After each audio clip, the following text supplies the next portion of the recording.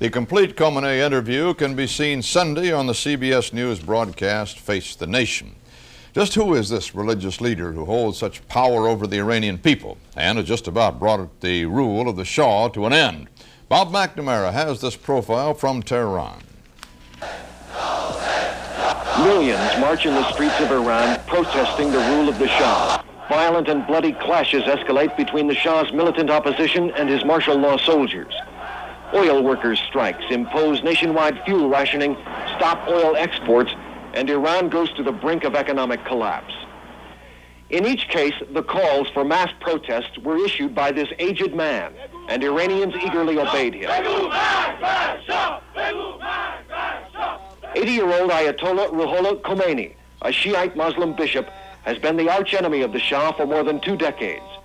In 1963, Khomeini led an unsuccessful insurrection against the Shah and was sentenced to a life in exile, but he was never silenced.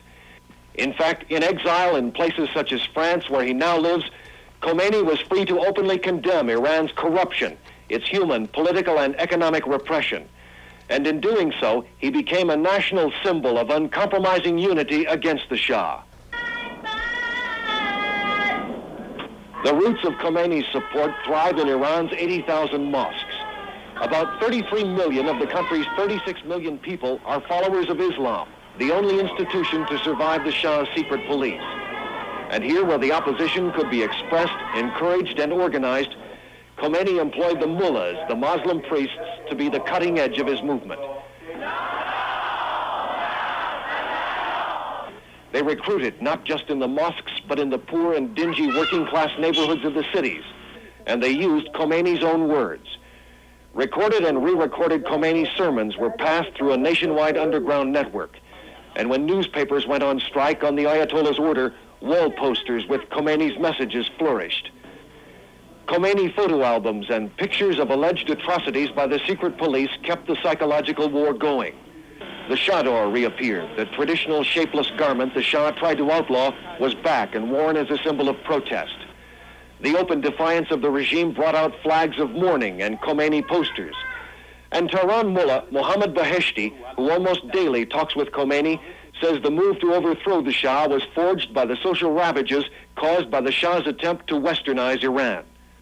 The Shah's management of Iran